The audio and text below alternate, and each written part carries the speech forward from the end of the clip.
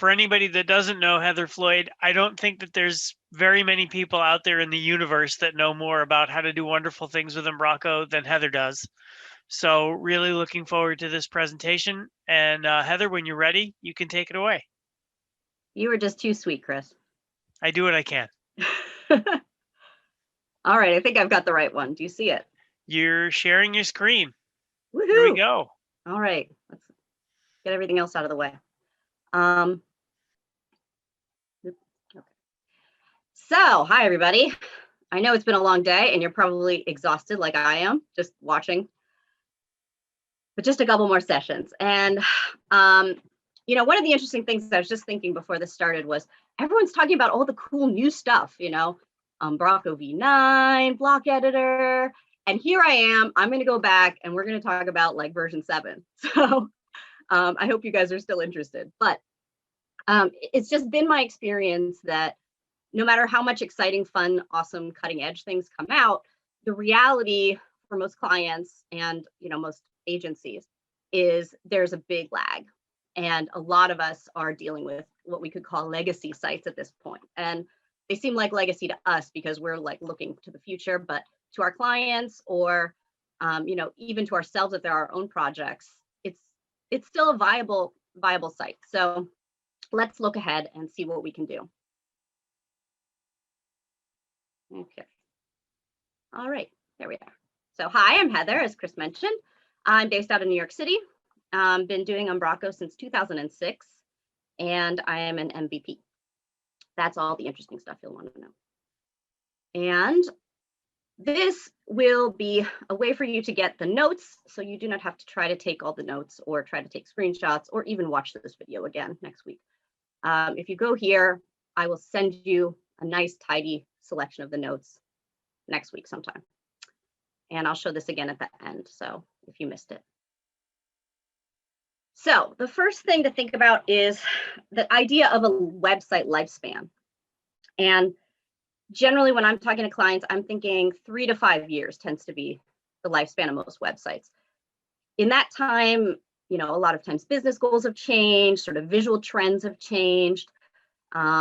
The marketing department has become more sophisticated. They've changed directions. They want to focus on different products or, you know, pump up with the coolest, latest fun things that are coming online. So in general, thinking about a migration from 7 to 8 should be considered inside the greater, you know, considerations of your website lifespan. So if your website is on Umbraco 7 at this point, it's probably kind of hitting its end of life in some ways in terms of just its structure, its design. And this might be a great opportunity to think bigger than just a migration of the version. And then to think about Umbraco lifespans, version 7 first came out in November of 2013, believe it or not. That was a long time ago. And it is entering what is called the security phase this July. If you haven't been paying attention to the end of life discussions at HQ, basically the new plan going forward for versions is there will be something called security phase, which means that after that point, there will not be any new features added to a release. It will only be for critical security updates. And then we've got the idea of end of life. End of life might not really mean a lot for you, but it does mean that the security phase is over. They will not be releasing new updates at all, even in the case of critical issues or bugs. So just something to keep in mind. Now, V7 is good until, believe it or not, September 2023 in terms of end of life. So that's just something to keep in mind going forward, that even though it feels like we're already up to V9, you know, TBA coming out August of this year, your site is not about to go offline necessarily. You do have a couple more years for it. And just, you know, for some context, version 8 was first released in February 2019. And it's going to enter security phase this August, kind of in line with the beginning of V9. But once again, that doesn't mean that, you know, your V8 sites are going to be obsolete instantly. It just means that they're going to be considered feature complete and they're not going to be getting anything except for critical updates. And your V8 site is going to be good until August of 2024. And this is all according to a blog article that I will include in my notes to you if you want to get the details from HQ. So why do we talk about the versions? It's because, just to state that even though your V7 site feels old to you, maybe, you do have some time here. This isn't an emergency situation for you. And I think it's just important to keep things in perspective in that sense, because it can be a really big decision and a big project to do a migration. Just some additional information. If you're on Umbraco Cloud, their V7 security phase beginning in July 2021 means you will not be able to create a new site on Umbraco Cloud in V7. However, your existing V7 sites will still be supported until September of 2023. So that date has not really changed. What this does mean, though, is that, September 2023, you really do have to do some kind of migration before then. So this comes down to, is migration of an existing site a good idea? And so you probably have some sites that you're thinking about specifically. And these are the things that you might want to consider in regards to those specific sites. When is your next rebuild scheduled? As I was stating with lifespan in general, if you have a site that's, hitting the 3 to 5 year mark, you might be itching to do a whole new design, a whole new conceptual plan, new UX, everything. And that's just something to keep in mind, because you might be able to sort of dovetail these things together. How crufty has the code base gotten? And this is also something that you see with older sites, particularly sites that were like technologically a little bit ahead of their time version-wise. They can really get a lot of junk built up to them over the years.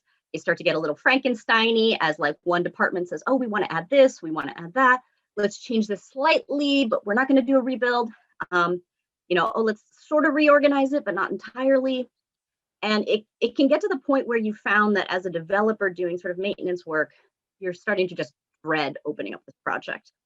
So this is another thing to think about, because if you're really getting to the crufty point, it really might be time to think bigger than just an upgrade of your data. What do you hope to gain by doing a migration? So sometimes clients will come to me and they'll be like, oh, we're thinking of migrating. And I'm like, okay, why? Let's just be clear about what it is you think you're going to get from migration.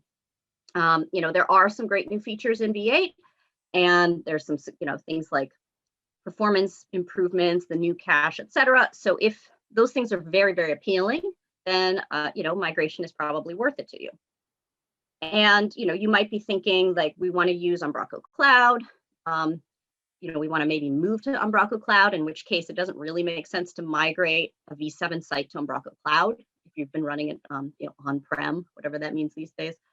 So, it might be a good idea to do a rebuild in conjunction with a hosting move to Umbraco Cloud.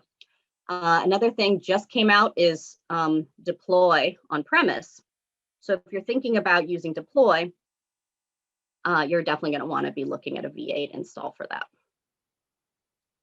So future proofing and version 9 coming up.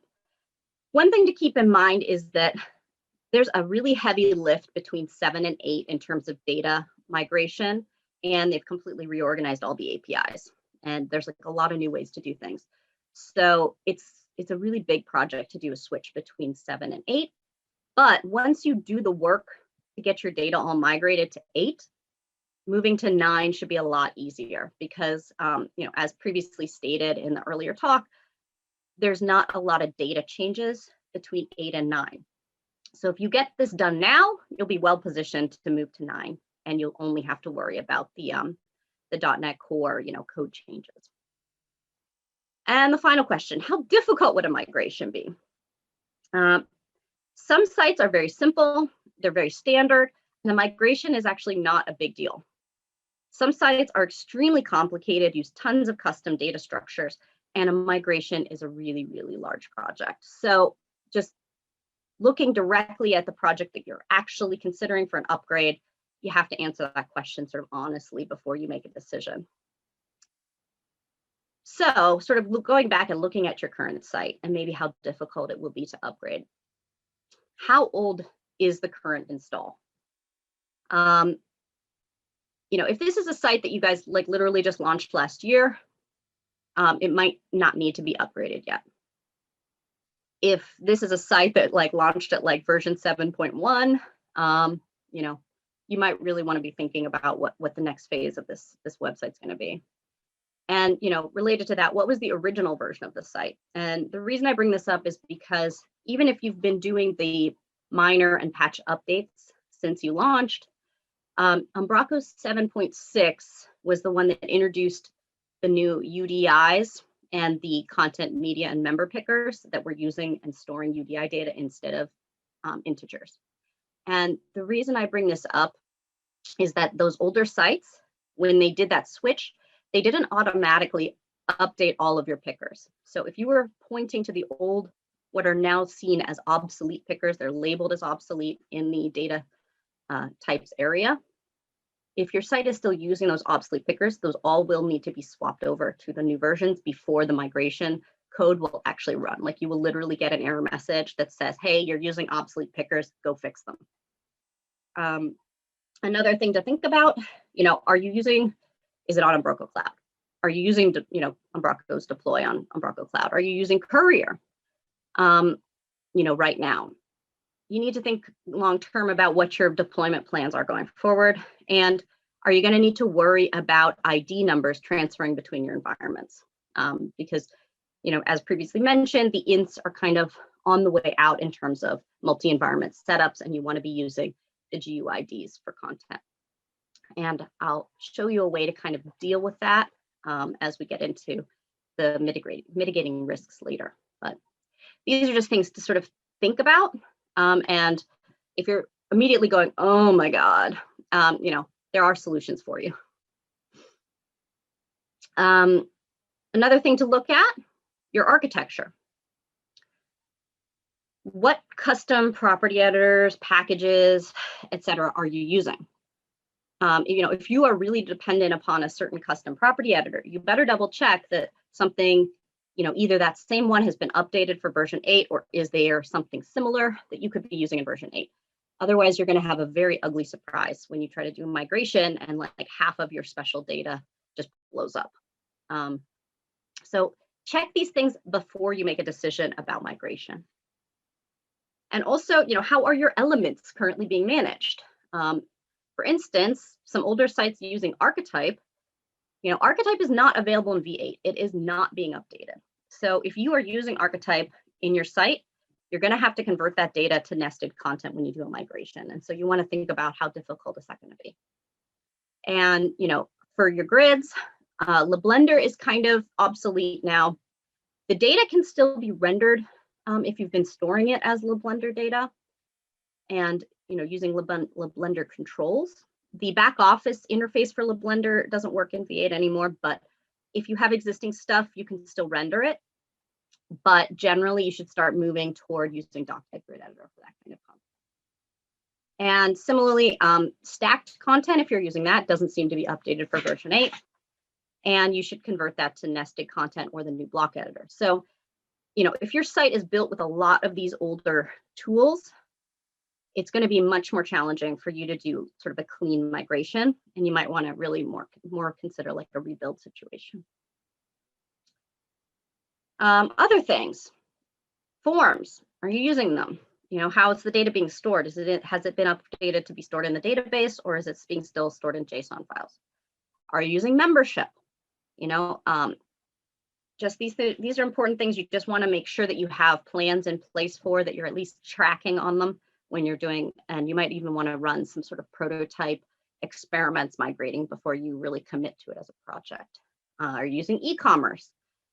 If you're using e-commerce, what sort of system are you using for that? Is that going to be compatible going forward with V8? And any other crazy non-standard stuff you're doing in Umbraco. Basically, all of your custom code will need to be checked and double checked. And if you do it before you get into this project, you won't have a project that you think will take you, 4 weeks and actually takes you 12 weeks. Thinking about costs. This is an important thing for people when they're talking about a migration or any type of website project, and migration can be a really big project. But you're either going to be spending the money now or you're going to be spending the money later. So it's just something to think about. And the other thing to think about in terms of costs is actually how difficult or problematic is the current site. This kind of goes back to crustiness of your code base. It can also go back to like a site that's really no longer meeting the business needs, the site where the back office is getting difficult for editors to use, anything like that. Pain and unhappiness are costs. And it might actually be time for, really a big rethink, not just a migration. Once again, is it meeting business editor needs? And, keep in mind the fallacy of sunk costs. And you don't want to continue adding onto your Frankenstein installation if there's another option. It might be time to really start fresh and think about it from a new perspective. So keeping that in mind, your options for your current site. Option 1, do nothing. I mean, this is a viable option for you. And I wanted to bring it up first because, sometimes no action is the best action. And, if you're planning to do a whole retirement of this site, like this was a very temporary project, it was for an event that happened a year ago and the event's not happening again this year, you don't need to worry about a migration, obviously. If you're planning a rebuild, if you're already got the marketing team excited, doing new wireframes and architecture diagrams, you might not need to do anything. And if the current site is just doing what it's supposed to do and the marketing team doesn't want to change anything, if everything is just swimming along, you have a pretty, chill organization and all is well, you don't have to migrate this. The pros, you can sit back and relax. The cons, if you're a dorky developer like me, maybe you were itching for some fun new project. So my scores on this: effort is 0 and your result is 0. Option 2, migrate in place. So what you can do is you can maintain your same design and structure and just get all of your data aligned with the V8 format. You can update all your code files to use the new APIs, get everything kind of tidied up and in line with the way things are done in V8. But it could kind of still look and act the same from the front end and the back end in terms of your editor's experience and your visitor's experience. And I have done this before for sites. I did a fairly large site last year where we weren't changing anything but doing a migration. And what we had to do was we created some legacy helpers just to manage some of those obsolete items. So for instance, like pages that were already using LeBlender, in the grid, I just wrote some sort of helpers so that we could still kind of process the LeBlender data effectively in the templates. So the pros of this is a really good option when you don't have a lot of time. Like there's some impetus to do the migration, but maybe there's lots of content. The idea of having to start fresh is really not appealing to people in the organization. And also if the developers working in this are not entirely familiar with the whole code base. If you've inherited a project from another agency, there is a lot of risk attached to that because you don't know what you don't know until it blows up in your face. And in those sort of cases, sometimes doing the migration kind of just in place will give you a really good look at every little corner of the code base. And this can also be a good way to get your developers up to speed with version 8 if they're not super familiar with that right now, because it's you're going to see what doesn't build anymore, and you're just going to start looking. Okay, how do we call an Umbraco helper now? How do we get this to work? How do the events work now? How does the logging work? And it's a sort of a slow process, but it's kind of a jump off the cliff and learn as you go sort of process. The cons of this is it is a bit band-aidy, and you're going to have code smell because you're not going to really be completely re-architecting it from a V8 perspective. You're really going to be kind of doing some patches, like I said, legacy helpers and things like that. And so some stuff is going to be a little inefficient and a little sloppy, and you're not going to love it, but it will get done. So your effort on something like this is sort of a 2 to 4. And this depends, once again, on all those other factors. How many custom property editors are you? How many, weird, wild, and wacky things are going on in the site that you have to manage. If it's a fairly straightforward site, your effort might be pretty low, and you'll get some of the advantages of V8 as a platform. So your result could be like kind of a 3 to 5, depending on how mucky the current code base is. Another option is to migrate and update. So if you've got a lot of data in your current site, like a lot of content, like hundreds or thousands of pages of blog posts or press releases or whatever, this can be a good way to save yourself the work of having to do a lot of manually moving or even automated importing of content. You can, get all of your data aligned to V8 format, and then you can just rearrange things in the back office. So, if you've got a huge blog section, maybe you leave the blog document type alone, but you fix up all your text pages to use block or whatever you want to do. So it's a way that you can kind of keep yourself from having too big of a project, but you can still do a little bit of a rethink. And you can start creating new design, new templates, a slightly different structure, but you don't have to start your content again from scratch. So the pros, of course, you don't have to import your data from one database into a new one, and you can kind of rethink everything, so your models and your custom code and your templates can all follow V8 best practices. The cons, sometimes there's a challenge with re-architecting. If you've got a lot of doc types that you just hate and you just really want to change it all, you're going to be frustrated having to leave them in place. And there can be sort of some hidden database cruft from doing this, because you are going to be maintaining the exact same database file, or structure, so to speak, and you're just going to be kind of shoving things around and adding on to it. So, similarly, like your effort is like a 3 to 5, but your result could be a 4 to 5. So option 4, your fresh rebuild. If you're getting close to sort of website end of lifespan, it really might be time to look at this instead of like an in-place migration. And this would give you the opportunity to rethink your design, everything. And, it's more challenging, but you can use some tools like a CMS import tool, or you can write some custom import code to get your data from the old site into the new site. And if you're on Umbraco Cloud and you're using baselines, your new site can be a baseline child to start with, if that's something that's important to you. As an experiment, I tried to see if I could migrate a V7 site and make it into a baseline child simultaneously, and it didn't work. There were some underlying issues that were insurmountable. So just don't bother.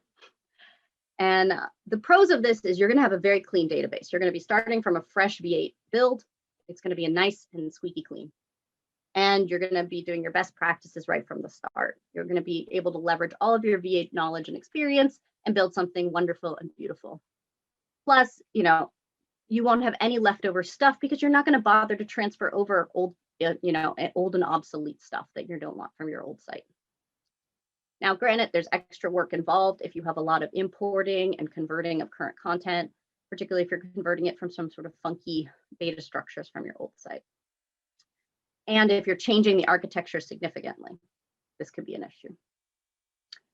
So if you do decide to migrate, here's your quick workflow. And like I said, I have more notes that will include details on all these steps, but this is just the overview. First, you want to do an audit and a plan. So take a good look at your current site. Then you want to update your current V7 database to the latest version of V7. So this is like 7.15, whatever, at the point when you do this. Then the easiest way to do this is to set up a totally empty Umbraco 8 site and just attach your V7 database to it. Don't worry about your templates. Don't worry about any of your custom code. We're just dealing with the database first. Then you run the V8 migration wizard in that fresh, brand new V8 site, and it's going to handle updating the data.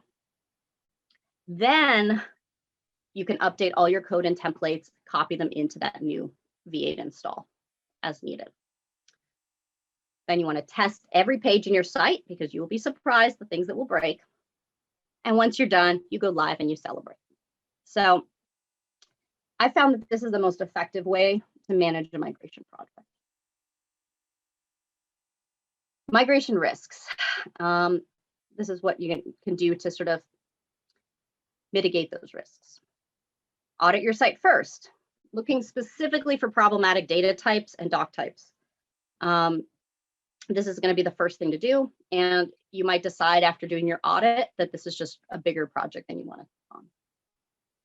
You know, like I said before, consider your extras, how are you using forms, membership, everything else.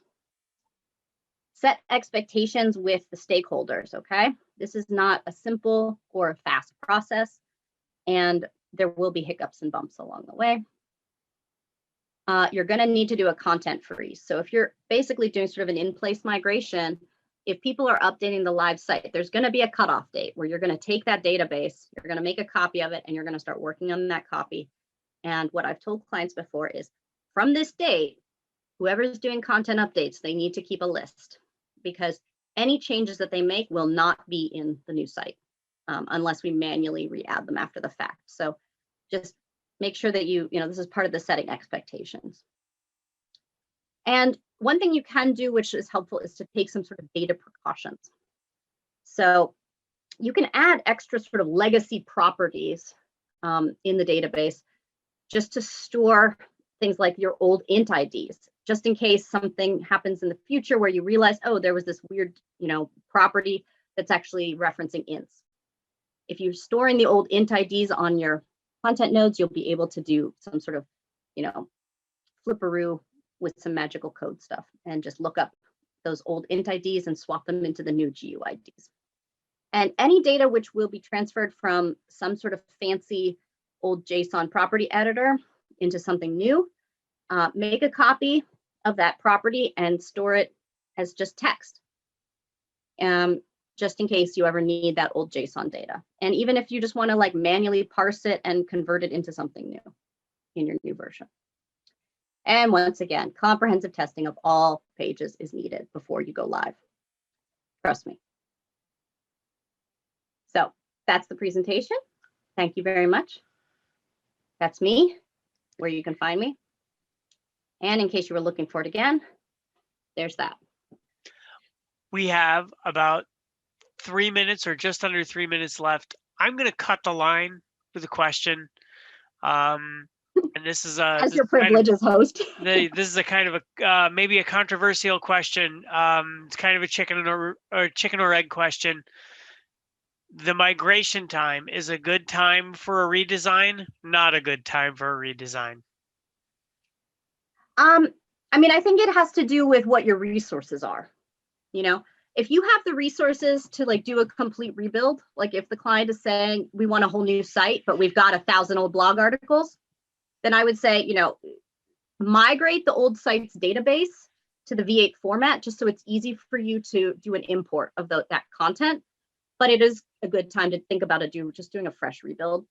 I mean, if you've got the resources for it, a fresh build in 8 is going to always give you a better end result than kind of a mushed up V7 to V8.